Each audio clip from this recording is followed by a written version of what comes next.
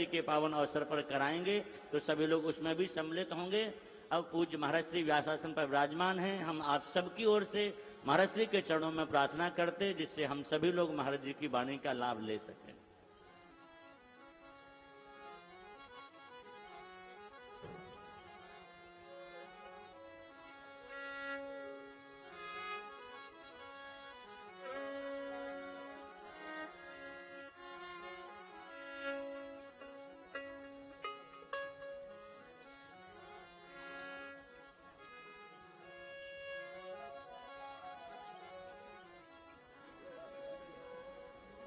मेघैर्मेघुरमम्बरम् वनभुवः श्यामास्तमालद्रुमैर्नक्तम् धीरुदयम् त्वमेव तदिमं राधे गृहं प्रापय।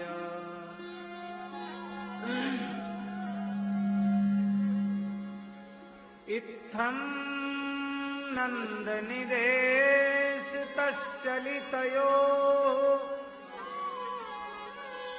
प्रत्यध्वपुञ्जद्रुमम्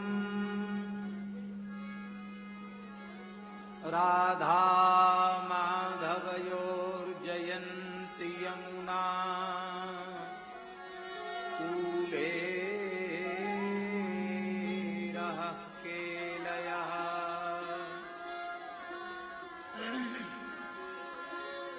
वेदानुद्धरते जगन्निवहते भूगोलमुदबिभ्रते दैत्यं दारयते बलिं क्षलयते क्षत्रक्षयं कुर्वते। पौलस्त्यं जयते हलं कलयते कारुण्यमातन्वते।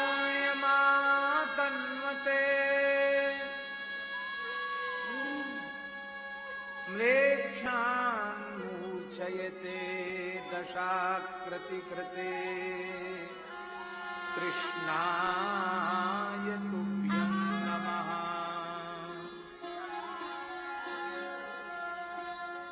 ॐ नमः परमहंसास्वादितचरणकमलचिन्मकरन्दाय भक्तजनमानसनिवासाय श्रीरामचन्द्राय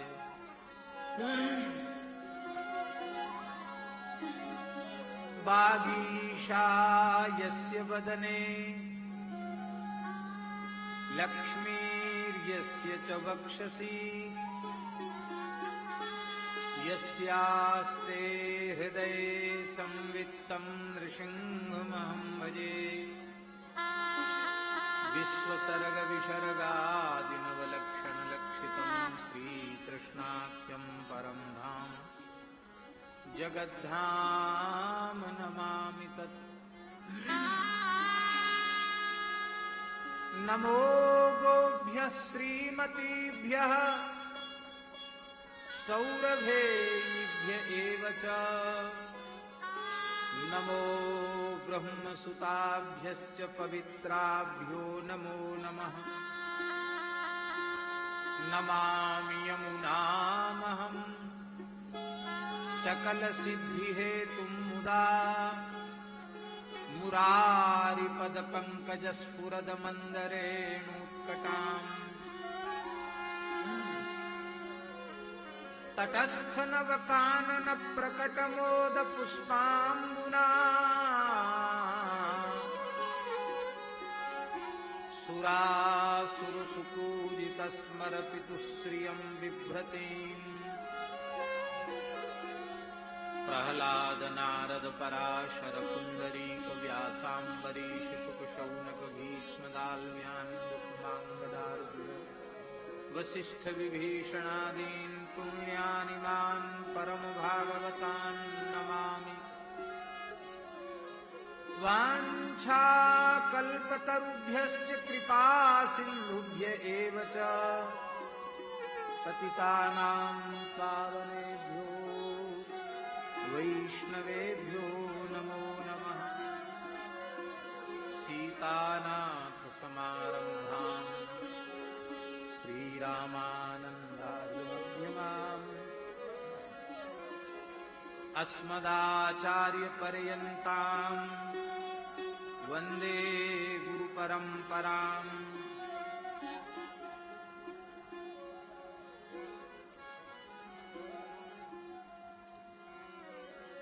नारायणं नमस्कृत्य नरं चैव नरोत्तमं देवीं सरस्वतीं व्यासं ततो जयमुदीरे। भक्त भक्ति भगवंत गुरु चतुर नाम बपुए, इनके पद बंदन किए नाशे विघ्ने।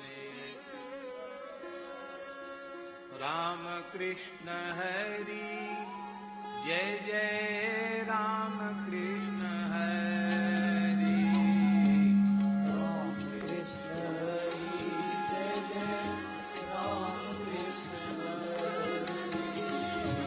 राम कृष्ण हरि जय जय राम कृष्ण हरि। राम कृष्ण हरि जय जय राम कृष्ण हरि। राम कृष्ण हरि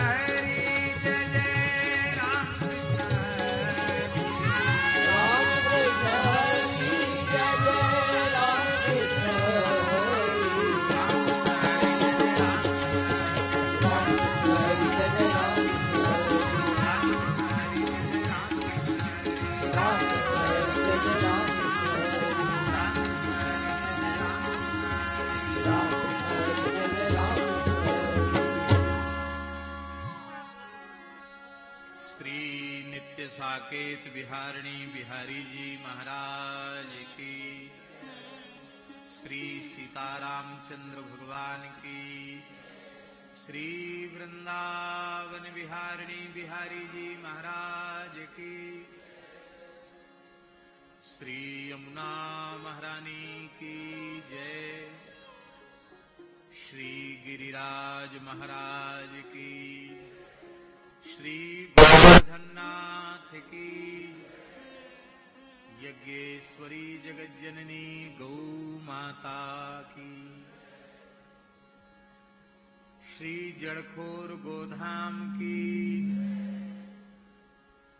श्री पथमेड़ा गोधाम की, श्री बरसाना धाम की, श्री माताजी गौशाला की, श्री चंद्र सरोवर धाम की, श्री शूरश्याम गौशाला की, श्री पहाड़ी बाबा मलुकपीठ गौशाला की, श्री पहाड़ी बाबा भक्तमाली जी गौशाला की, सब संतन की, श्री आचार्य महामुनिंद्र भगवान श्री सुखदेव जी महाराज की, श्री शुक रामायण कथा महोत्सव की, श्री वेदव्यास भगवान की, श्री सदगुरुदेव भगवान की, सदगुरुदेव भगवान श्री पहाड़ी बाबा जी महाराज की, जगत गुरु द्वाराचार्य श्री स्वामी मलुकदास जी महाराज की,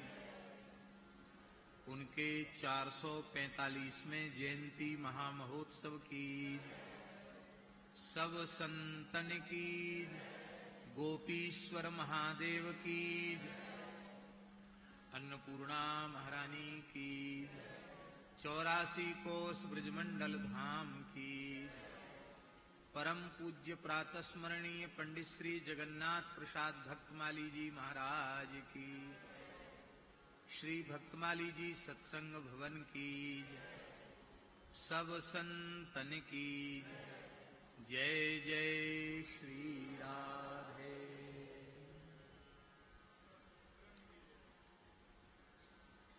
हरिशरणम भक्तवांछा कल्पतरु भक्तवत्सल शरणागत वत्सल, भगवान श्री हरि की महती कृपा करुणा से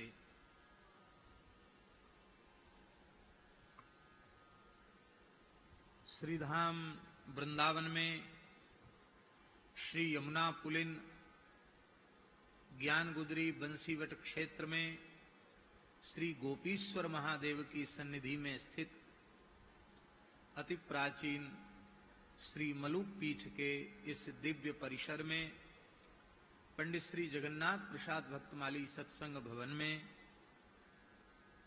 जगत गुरु द्वाराचार्य श्री स्वामी मलुकदास जी महाराज के पावन प्रादुर्भाव महोत्सव के उपलक्ष्य में हम आप सबको प्रतिवर्ष की भांति इस वर्ष भी विविध रसमय आध्यात्मिक महोत्सवों के माध्यम से मानव जीवन का सर्वोत्कृष्ट फल सत्संग सुलभ हो रहा है।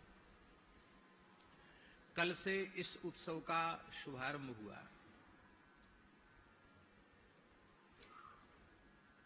हमारे पूज्य श्री सरस कुंज वाले महाराज जी श्री शुक संप्रदायाचार्य परम पूज्य स्वामी श्री अलवेली माधुरी शरण जी महाराज, उनके मुखारविंद से हम लोग बार बार सुनते हैं कि आचार्य महोत्सव में सब उत्सवों की हाजिरी हो जाती।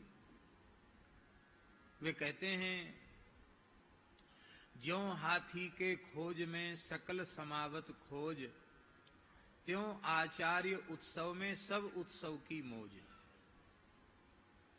पूर्वाचार्यों का वचन है। सर्वे पदा हस्ति पदे निमग्नाः, हाथी के पैर में सबके पैर आ जाते हैं। ऐसे ही आचार्य महोत्सव में सभी महोत्सव सहज स्वाभाविक रूप से उपस्थिति दे करके हम सबको कृतार्थ करते हैं। अब देखिए, आज सबसे पहले आचार्य जयंती महोत्सव में हनुमान जी महाराज का उत्सव उपस्थित हो गया। आज हनुमत जयंती है। श्री आनंद रामायण के अनुसार चैत्र शुक्ल पूर्णिमा को श्री हनुमान जी का प्रादुर्भाव हुआ और वह प्रादुर्भाव उसी पायस से हुआ, आनंद रामायण के अनुसार, जिस पायस से श्री राम जी का जन्म हुआ।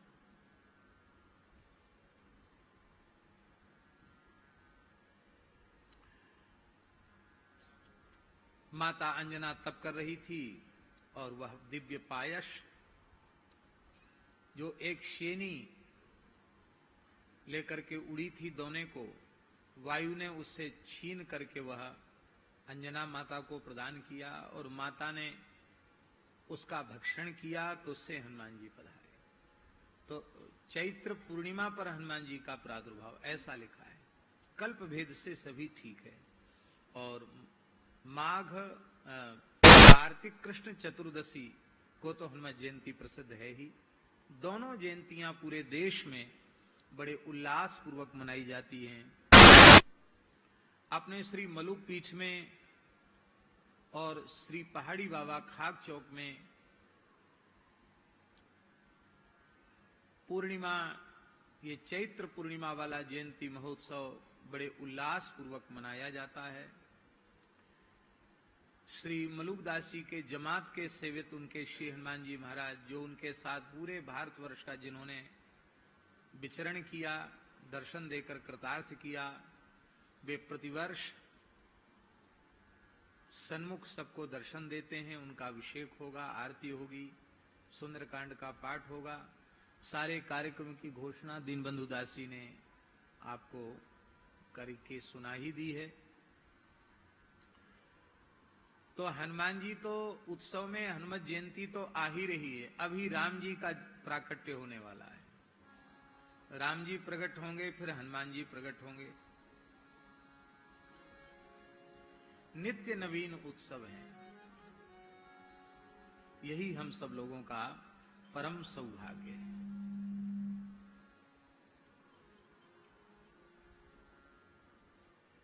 किसी न किसी पद्धति से भगवान हम सबको अपनी चरणों में लगा के रखते।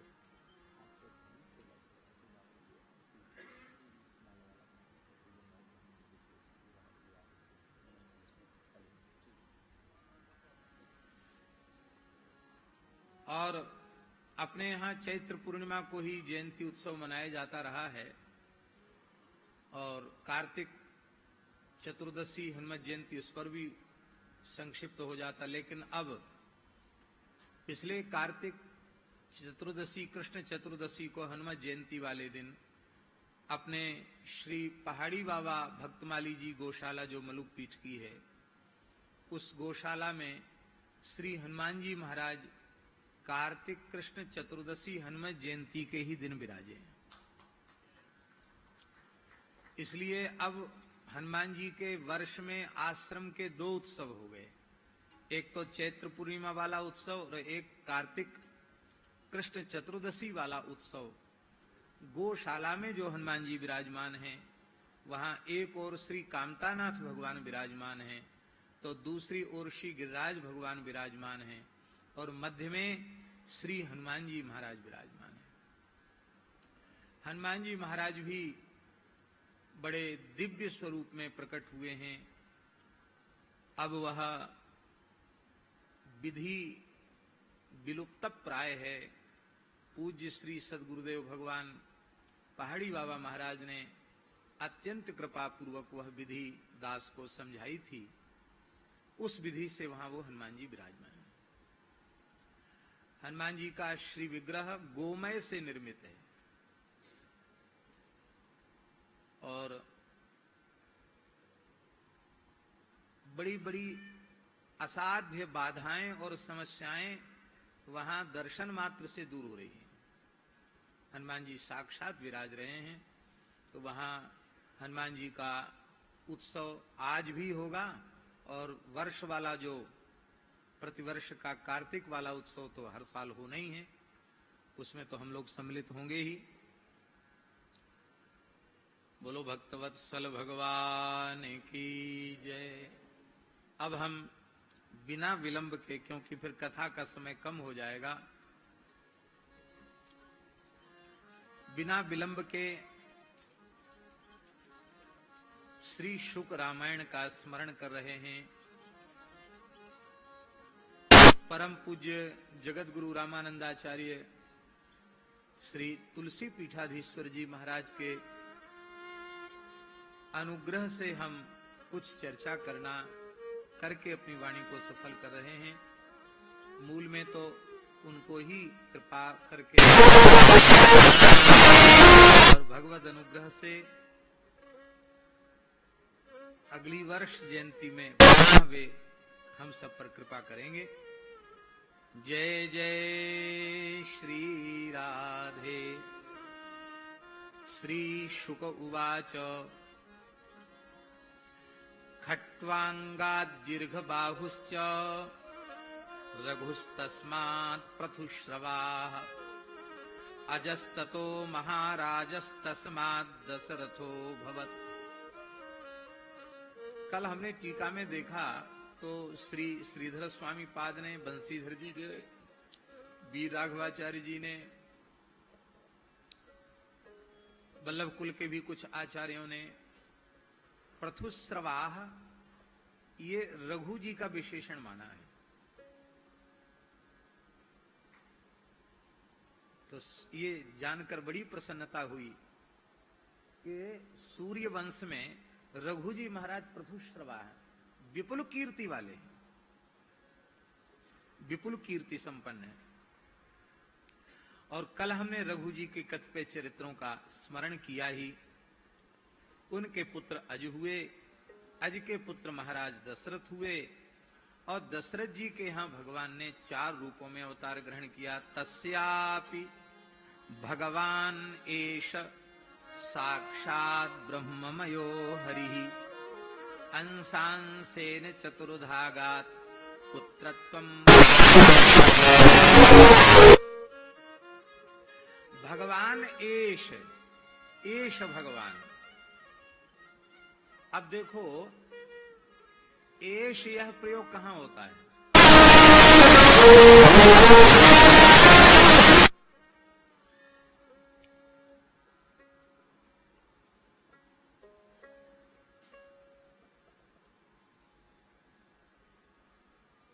सामने जो उपस्थित अंगुल्या निर्देश जिसका किया जाए, जैसे श्री मोहनदास जी हमारे निकट बैठे हैं तो एष मोहन दासा ये प्रयोग हुआ। ये तब होगा जब ये हमारे निकट में होंगे, हम उनको देख रहे होंगे, तब होगा। परम पूज्य श्री स्वामी जगदीश राम जी महाराज के चरणों में प्रार्थना है कि वे कृपा पूर्वक यहां विराजें तो हमको निकट से दर्शन होगा। ले आए, बड़े उच्च कोटि के महापुरुष हैं, इधर ले आओ उनको, श्री स्वामी जगदीश राम जी महाराज। ए भाई, ये बार बार उठता बैठता है, इसको फिर इधर मत आने दो। तो जगदीश राम जी इधर बैठो।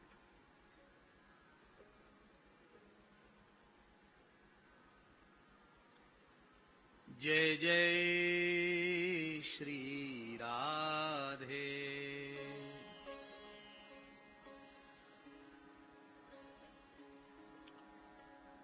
तो एष यह निर्देश जो सामने उपस्थित हो, जिसका अंगुली निर्देश किया जाए, उसमें एष पद का प्रयोग होता है। एष यज्ञ दत्ता, एष विष्णु मित्र इत्यादि प्रकार से। इसका आशय यह है कि सुखदेव जी महाराज ने जब भगवान श्री रामचंद्र का ध्यान किया तो तत्काल प्रभु श्री राम उनके सामने प्रकट हो गए। राम जी के चरित्र का वर्णन करना आरंभ किया, उनका स्मरण किया। स्मरण करते ही राम जी सामने प्रकट हो गए।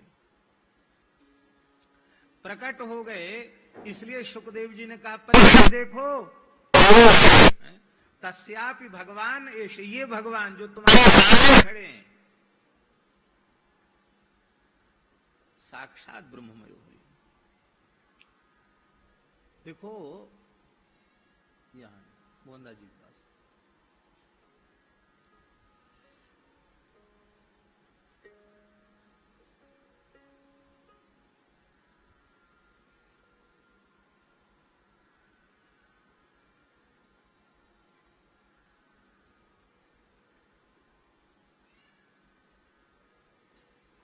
ये साक्षात भगवान है, ईश, ये भगवान है।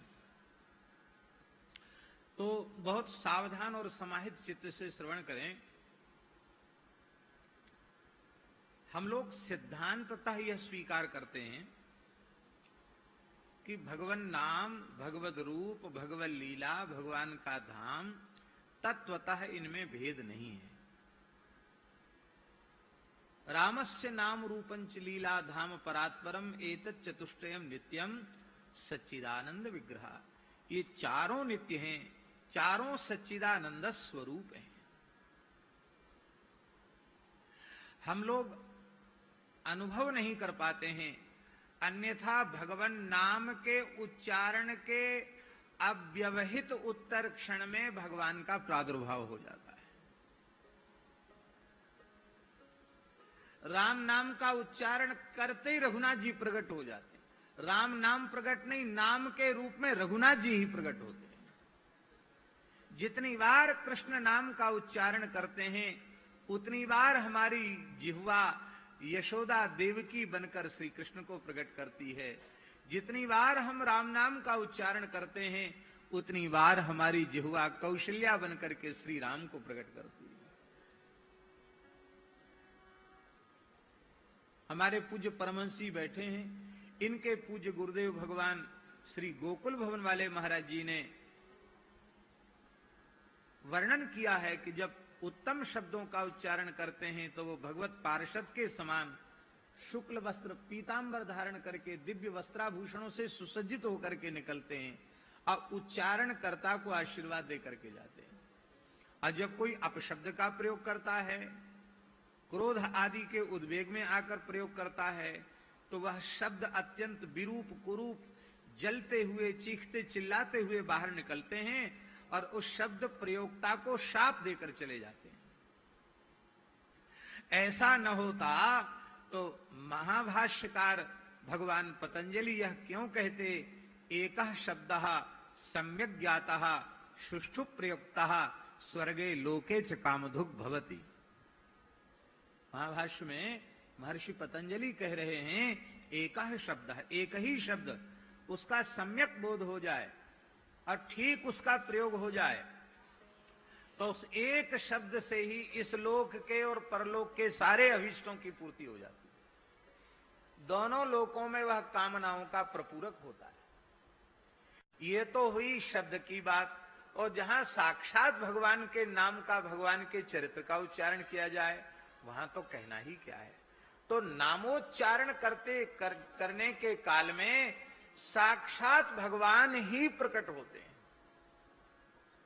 नाम का स्मरण करो तो भगवान, रूप का स्मरण करो तो भगवान, लीला का स्मरण करो तो भगवान, धाम का स्मरण करो तो भगवान।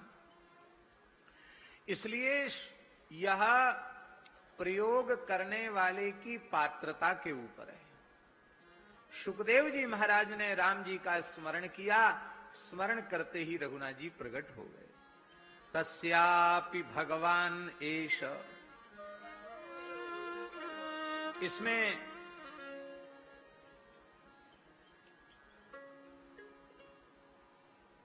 श्री विश्वनाथ चक्रवर्ती जी ने सारार्थ दर्शनी में बड़ी सुंदर बात लिखी है।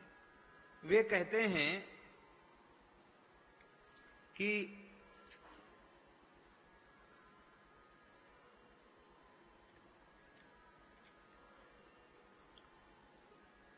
एषत्वया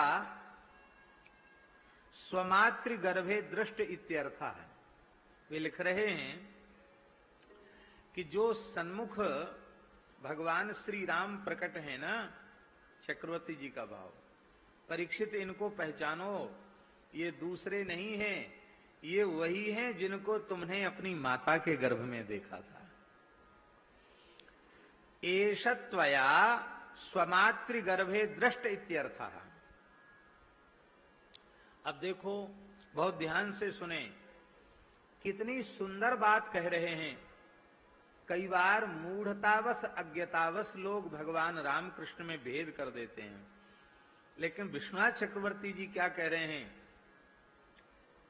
एष का अर्थ वे कहते हैं कि हे परीक्षित, तुम अच्छी प्रकार से समझ लो, ये जो तुम्हारे सामने खड़े राम जी है ना, ये कोई दूसरे नहीं है, वही हैं जिन श्री कृष्ण को तुमने अपनी माता के गर्भ में देखा, जिन्होंने तुम्हारी रक्षा की, वे ही श्री कृष्ण इस रूप में सामने खड़े हैं। ये है भगवत स्वरूपों की एकता। श्री जीव गोस्वामी जी ने अलग से कोई विशेष व्याख्या नहीं की, उन्होंने तो केवल एक बात कही कि पथरुजा इतनेन पथ शब्दो अकारांतो प्यस्तीति लक्ष्यते। ऐसा लगता है कि पथि शब्द तो है ही है, पथ शब्द अकारांत शब्द भी है, क्योंकि श्लोक में गुरुवर थे त्यक्त राज्यो विचरदनुबरम पद्म पद्भ्याम प्रियाया पाणिस्पर्शा क्षमाभ्याम मृजित पथ रुजो। पथि रुजो नहीं है, पथ रुजो है। इससे लगता है कि पथ शब्द अकारांत भी पथ शब्द है, ऐसा उन्होंने कहा है। तो भगवान श्री राम प्रकट हो गए। ये कौन है? बोले तस्यापि भगवान एष साक्षात ब्रह्ममयः। ये साक्षात है,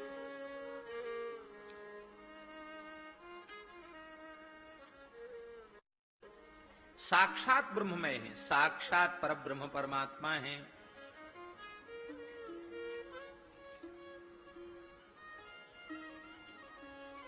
साक्षात शब्द का उपदेश क्यों किया? टीकाकार कहते हैं कि ये अंशावतार कलावतार नहीं, परिपूर्णावतार हैं, इसलिए साक्षात भगवान का। श्रीधर स्वामी पाद के भाव को, श्रीधर स्वामी पाद का तो विलक्षण क्या कहना। वे कहते हैं कि ग्रंथ कोटि कीर्णम अद्भुतम राम विक्रमम। एक ग्रंथ में राम जी का विक्रम, राम जी का पराक्रम, राम जी का चरित्र नहीं है। कोटि ग्रंथ कोटि कीर्णम, करोड़ों ग्रंथों में भगवान श्री राम का अचिंत्य अनंत मंगलमय चरित्र, मंगलमय पराक्रम वर्णित है। ऐसा जो अद्भुत श्री राम जी का विक्रम है, उस करोड़ों ग्रंथों में कहे गए रामचरित्र को शुकदेव जी 2 अध्याय में कह रहे हैं।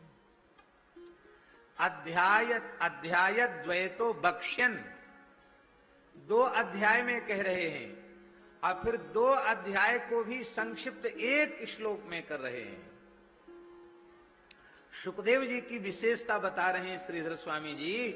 ग्रंथ कोटि कीर्णम अद्भुतम राम विक्रमम अध्याय द्वैतो बक्ष्यन एक श्लोके समश्यति। करोड़ों ग्रंथों का तात्पर्य, रामचरित्र का तात्पर्य 2 अध्यायों में, 10वें और 11वें नवम स्कंद के अध्यायों में, और उसे केवल 1 श्लोक में 100 करोड़ रामायण में जो कहा गया, शुकदेव जी महाराज ने उसे 1 श्लोक में कह दिया। 2 अध्यायों में, और 2 अध्यायों का संक्षिप्त करके 1 श्लोक में कह दिया।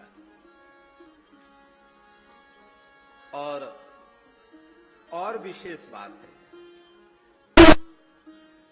कोई यह कहे कि 1 श्लोक, वैसे आदौ राम तपो वनादि गमनम हत्वा मृगम कांचनम वैदेही हरणम जटायु मरणम सुग्रीव संभाषणम बाली निग्रहणम समुद्र तरणम लंकापुरी दाहनम एतद रावण पश्चात रावण कुंभकर्ण हननम एतद श्री राम एतद ही रामायणम। ऐसा प्रसिद्ध है, लोग बोलते हैं, अच्छा है, वो भी ठीक है। किंतु ये शुकदेव जी महाराज का 1 श्लोक ये जो रामचरित्र है, उसको भी पढ़ा जाना चाहिए। इतना सुंदर है, 1 ही श्लोक में संपूर्ण रामचरित्र है। तो हमारे पूज्य श्री व्यासनंदन जी महाराज श्रीमद् भागवत के मर्मज्ञ विद्वान, कितने वक्ता पढ़ा करके इन्होंने तैयार किए।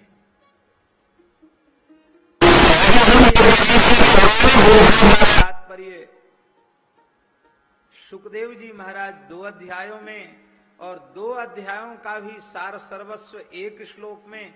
अब कोई पूछे कि एक श्लोक का भी सार किसमें कहा? एक श्लोक का भी सार और संक्षिप्त कर दो। तो बोले एक श्लोक का भी सार केवल इस छंद में उच्चरित गुरुवर्थे शब्द में है। गुरुवर्थे, गुरुवर्थे। 100 करोड़ रामायण गुरुवर्थे में विराजमान है।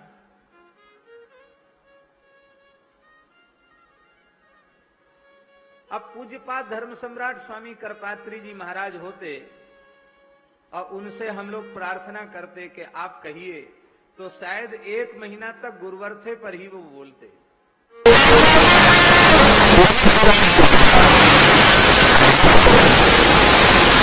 राम जी ने मनु जी की प्रार्थना पर दशरथ नंदन के रूप में अवतीर्ण होने का निश्चय क्यों किया? उत्तर है गुरुवर्थे। देवताओं की प्रार्थना पर भगवान क्यों पधारे? बोले गुरुवर्थे। भगवान के अवतार से लेके भगवान की बाल लीला गुरुवर्थे, विद्यालय प्रवेश गुरुवर्थे, विश्वामित्र जी के यज्ञ की रक्षा गुरुवर्थे,